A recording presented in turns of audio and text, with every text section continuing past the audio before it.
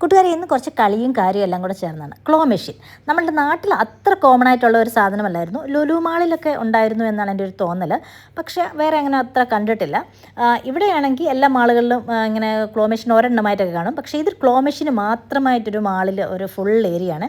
ഭയങ്കര രസം ഇതെടുക്കാം കേട്ടോ. അപ്പോൾ ഇതിനകത്ത് കുറച്ച് ബുദ്ധിയും ഒരു 50% ലക്കും ഒരു 50% ബുദ്ധിയും ചേർന്നിട്ടാണ് ഈ സാധനം. അപ്പോൾ നമ്മളിത് എടുക്കുന്നുണ്ടെ സൈഡിൽ ഇതിൻ്റെ ഈ ഹോളിനോട് ചേർന്നുള്ളത് നമ്മൾ കാണുമ്പോൾ വളരെ സിമ്പിളാണെന്ന് വിചാരിക്കും. ഇതിൻ്റെ പ്രവർത്തന തത്വം മനസ്സിലാക്കി എടുക്കാനൊക്കെ കുറച്ച് ബുദ്ധിമുട്ടാണ് കേട്ടോ.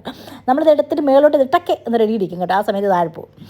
ഇത് നമ്മളിങ്ങനെ ഒരു കുത്തി നിറച്ച് നമ്മൾ എടുക്കല്ല് എന്ന് വിചാരിച്ചിട്ടാണ് ഇവർ വെക്കുന്നത്. അപ്പോൾ നമ്മളിത് അതുകൊണ്ട് ഈ സൈഡിലോട്ട് ചേർന്നിരിക്കുന്ന അതൊക്കെ കുറച്ച് ഐഡിയ ഒക്കെ മനസ്സിലാക്കി കുറേ പ്രാവശ്യം എടുത്ത് കഴിയുമ്പോൾ നമുക്ക് കുറച്ച് ഐഡിയ കിട്ടും. അപ്പോൾ നമ്മൾ വിചാരിക്കും വളരെ സിമ്പിളാണെന്ന് വിചാരിക്കും. ഞാൻ എടുക്കാൻ നോക്കി, വിൻഷൻ എടുക്കാൻ നോക്കി, ഒന്നും വേണ്ടില്ല. അപ്പോൾ അവിടെ നിന്ന് പയ്യൻ വരെ വന്ന് നമുക്ക് ഐഡിയാസ് ഒക്കെ പറഞ്ഞു തന്നു. പക്ഷേ അതൊന്നും പ്രയോജനമൊന്നും ഉണ്ടായില്ല. അപ്പോൾ അല്ലുക്കുട്ടന് ഒരു 3-4 എടുത്തിട്ടുണ്ട്. അപ്പോൾ ലാസ്റ്റ് ഞാൻ കാണിച്ചു തരാം. അല്ലുവിൻ്റെ ഏറ്റവും വലിയ ഹോബിയാണിത് കേട്ടോ. അപ്പോൾ ഇതുപോലെ ഈ ക്ലോ മെഷീനിൽ നിന്ന് ഇങ്ങനെ സാധനമൊക്കെ എടുത്ത് സൂക്ഷിച്ച് വെച്ചിട്ട് എടുക്കുന്ന എത്ര പേരുണ്ട്, അങ്ങനെ ഹോബിയാക്കി വെച്ചേക്കുന്ന എത്ര പേരുണ്ട് എന്നുള്ളത് കമൻറ്റ് ചെയ്യണം കേട്ടോ. അപ്പം അല്ലുക്കുട്ടൻ എടുത്തത് 4 എണ്ണമാണ്. അപ്പോൾ ഇത്രയും നേരത്തെ ഇവനും പല പ്രാവശ്യമായിട്ട് എടുത്ത് സൂക്ഷിച്ച് വെച്ചാണ് ഇത്രയും കേട്ടോ. അപ്പോൾ നെക്സ്റ്റ് വീഡിയോ കാണാം. അതുവരെ ബൈ ബൈ.